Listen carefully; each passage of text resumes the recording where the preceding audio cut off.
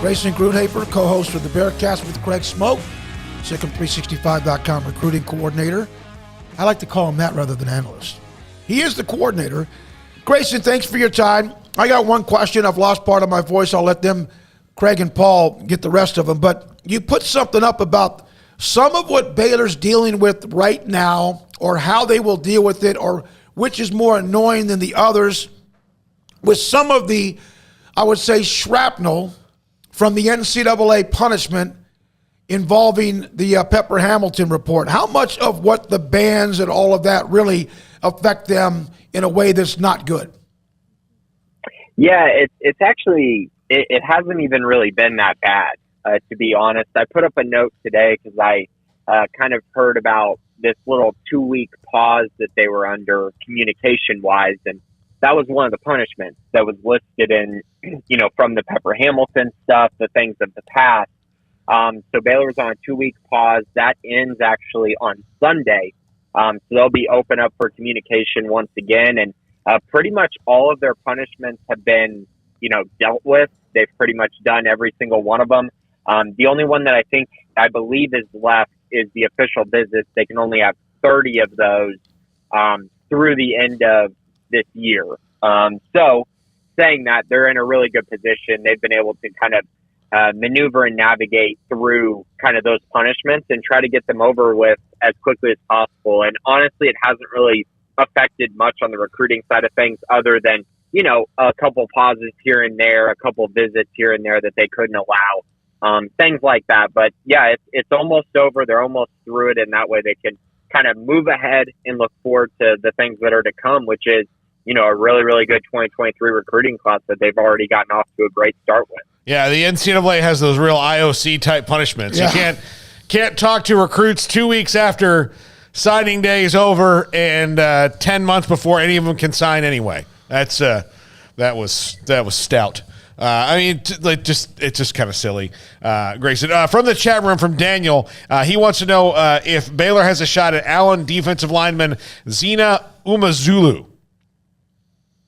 Yeah, so Xena's actually a 2024 guy. So, that's a long way in the future. Obviously, his brother Neto was a 2022 commit signee with the University of Texas.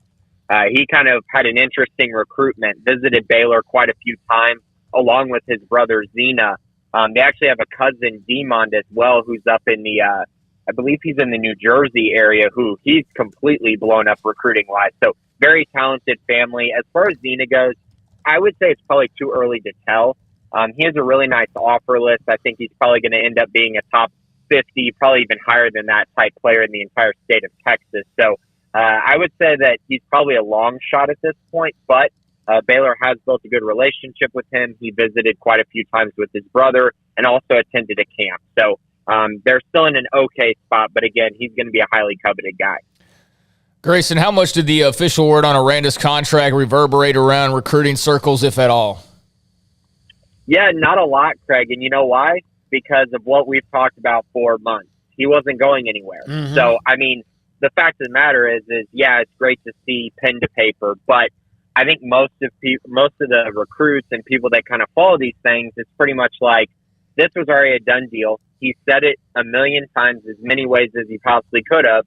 And so I think recruits saw that and took him at his word.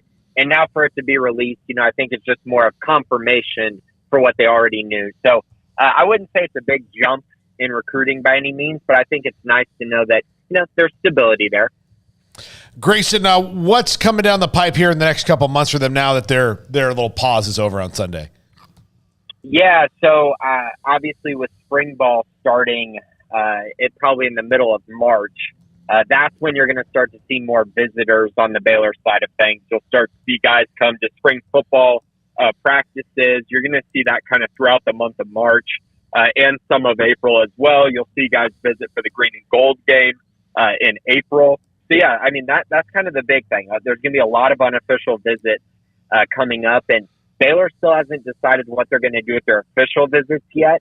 I'm very curious to see kind of what route they take, if they do summer official visits or if they save one, a big one for the fall, or kind of just how they navigate it, because this is the first year that Dave Aranda is going to have a a real, full recruiting class type year where there is no COVID involved. So I'm curious how that kind of plays out. But for now, it's going to be unofficial visits. A lot of guys coming for spring practices. They get to see how the Baylor coaches coach and also see how the current players respond to that coaching. Grayson, when you mentioned Aranda, and as you mentioned, everybody that needed to know knew. Where do you think that they will be different as they move forward from what he's done his first two classes? Is there something that they will start to tweak differently, who they go after? Obviously, they're going to get better players because of what they've done the last year. Yeah, I would say it's more that. It's more the talent and the quality of talent that I think they're going to be able to land as things go forward, just with the stability, with the fact that they have a bunch of wins next to their name, which, Dave Aranda, the number was 2 wins his first year. That's hard to recruit with. And so now he's got a Big 12 championship, a Sugar Bowl.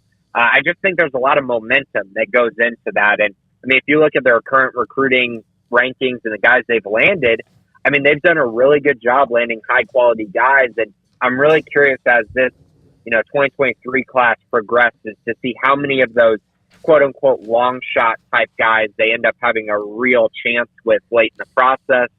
They were able to land Armani Winfield late in the 2022 class. So I'm curious if that kind of continues in 2023, which I believe it will.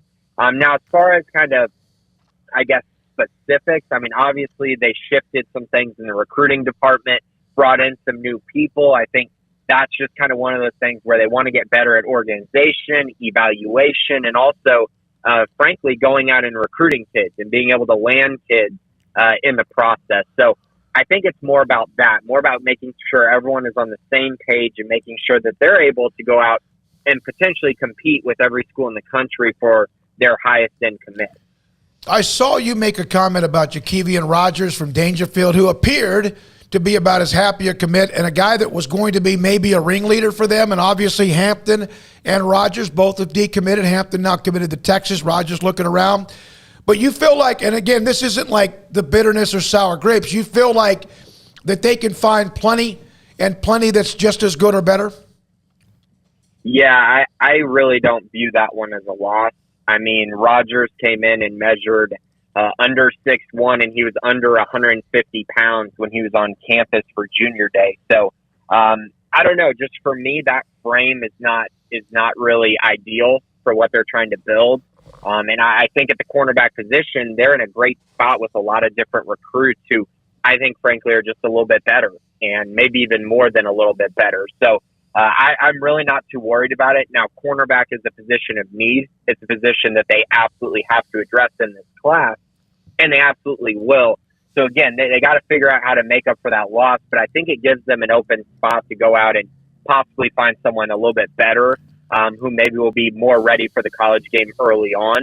And so, again, I'm not too worried about it. I think that this is one of those situations where Jakevian probably committed a little bit too early. Same thing with Aaron Hampton. And so they're going to go out and test the waters. But for the Baylor side of things, I think they're going to be just fine because, like I said, they're in a great position with some of their top-end cornerbacks.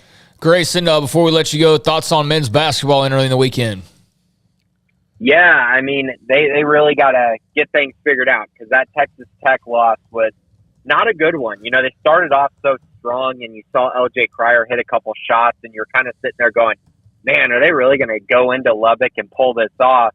Now that script obviously turned very, very quickly in the second half. And at the end of the day, they got to get healthy, and they got to get to a point where LJ Cryer is playing more than 15 minutes, and they just got to get to a point where they've kind of played a little bit without Everyday John being there. And so to play in Lubbock, your first game after losing him, that's really tough. And then also you only get LJ Cryer for 15 minutes, shaking off all the rust that I'm sure he had and conditioning that I'm sure he needs. It just was a bad situation. I think we all thought they would probably lose that game, so it's okay. But now moving forward, they just got to get better and figure out ways to compensate for the loss of EJ, and then also figure out a way to get LJ Cryer back in game shape as quickly as possible because, guys, March is right around the corner. So they really got to get some things figured out quick. Thank you, buddy. Grayson Grundhoefer, SicEm365.com recruiting analyst. or recruiting coordinator if you want. By the way, Sky